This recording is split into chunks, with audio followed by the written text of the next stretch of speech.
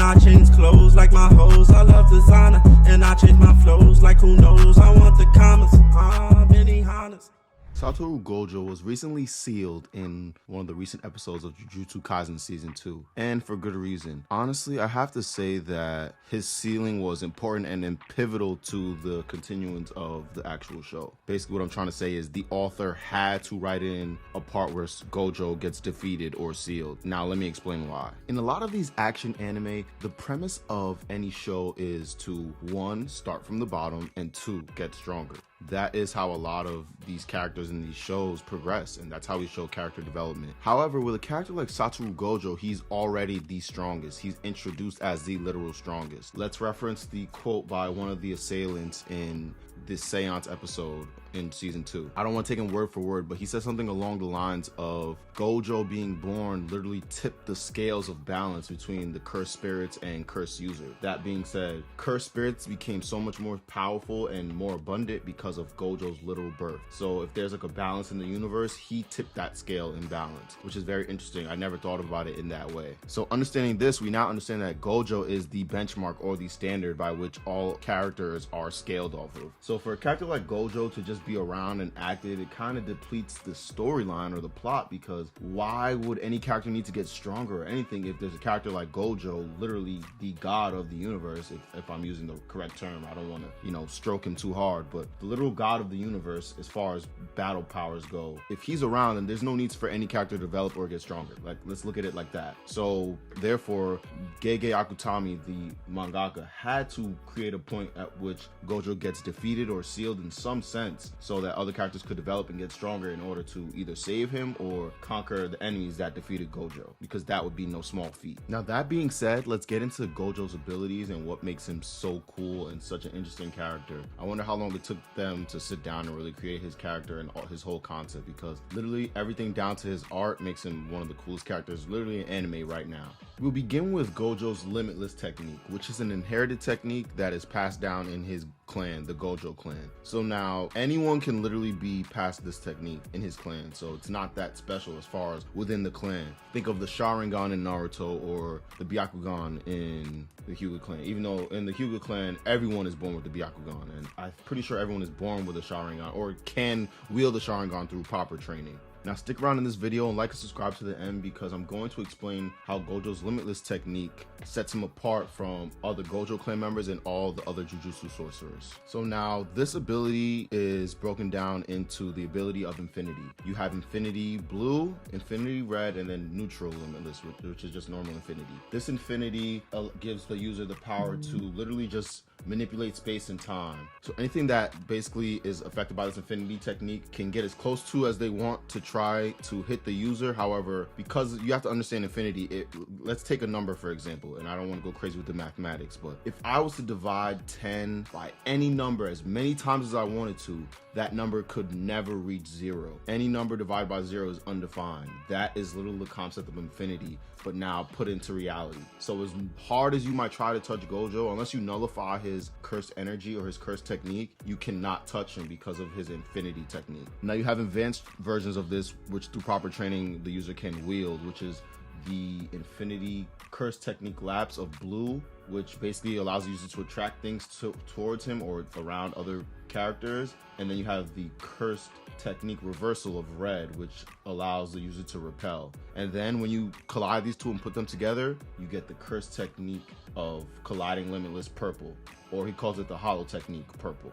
Now the Hollow Technique is so cool because when you mix the blue with the red, it creates a divergence that generates an imaginary mass. This mass literally hits you and takes you out of reality. So if you're hit by this, the target is literally erased from reality. Think Hakai or Destruction in Dragon Ball Super. It's the power to literally erase one's existence. You're not even you're not taking damage. Your literal soul and existence are being erased. Another cool and interesting ability that really freaks me out is the ability to teleport. What he literally does is compresses the space between the user's location and their destination, allowing them to teleport certain distances under certain conditions. That is insane, my friends. Another cool technique I forgot to mention that Infinity gives Gojo is the Unlimited Void, which is a domain expansion which brings the user's target inside of his limitless technique. Now, for someone that is not able to actually utilize this technique, it is a bombardment of boundless raw information because you're literally sitting inside of infinity. So imagine bringing infinity into reality, and now you're sitting inside of it. So this literally fries your brain at the atomic level. So it's a very powerful technique. However, all these techniques such as Hollow Purple, Limitless, and Unlimited Void can only be perfectly utilized by a user if they have these 6 eyes. Remember how I said that Limitless was a lot like the Sharingan as far as being an inherited ability within your clan? Well, scratch all that. This 6 eyes is literally like the best explanation I can give you of these 6 eyes would be something similar to the Sharingan. Arguably even more rare than the Limitless technique, Gojo is the first Jujutsu sorcerer within his clan to be born with these 6 eyes and the Limitless technique in the last 400 years. The 6 eyes technique grants the user bright blue eyes while subsequently allowing the user to see the flow of curse energy and manipulate curse energy on the subatomic level or atomic level. Basically, this gives the user the ability to manipulate its technique and its curse energy at a perfect manipulation of level. Imagine like having energy and being able to use it so efficiently, 1,000, 1,000,000 times more efficiently than anyone else in the universe. Like imagine it took me 1 minute to run the mile. I would be literally a freak of nature compared to everyone in the world. So that's literally what we're dealing with as far as Gojo's abilities. With this advanced perception, Gojo's allowed to see the flow of curse energy and allows him to literally read curse techniques perfectly and understand how they work and their inner mechanisms. This allows him to control his Limitless technique a lot better. Basically, you can be born without the Limitless technique, but then you would just have advanced perception. And then you can also be born without these 6 eyes, but then you would not have the ability to manipulate the Limitless technique on a proper level, because that technique requires a lot of prowess to harness and manipulate the curse energy and not tire yourself out too easily. I believe so many people compare Kakashi to Gojo for the same reason, because Kakashi has a Sharingan while Gojo has these 6 eyes and they both need to cover their eyes. However, the main difference would be that Kakashi's Sharingan is not inherited, so that Sharingan is always awakened and always turned on. Whereas we see with Uchiha characters, they have the ability to turn it off. It's an active trait. They can turn it on and off whenever they want. However, Gojo's 6 eyes are passive. He can never turn them off. They literally are just how they are. So it kind of is a handicap. That might be his only handicap, because using them continuously tires him out.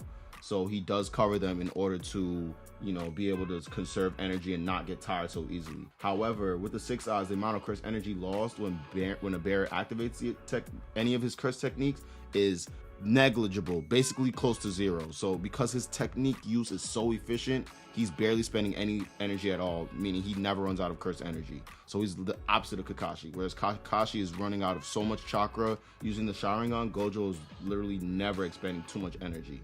He just saves all his energy for battles. And of course, the eye patches look very cool, so why wouldn't he wear them? We see this to reign true because even when Gojo is sealed in the prison realm, his 6 eyes continue to work, even though all of his curse energy is sealed, meaning he cannot use Limitless, but his 6 eyes do not turn off. Think of it as a trait that it's just part of his body. He's born with it. He cannot turn it off. It's always running, always working. Sorry guys, I made a small blunder in my comparison of the 6 eyes to Sharingan. I meant to say compare it more to the Rinnegan of Naruto in that Naruto universe. Whereas as we see with Nagato, he can never turn off the Rinnegan. Once it's awakened and always there. You can always see it in the user's eyes. But it's so rare compared to every other technique that it makes them stand alone almost like a god.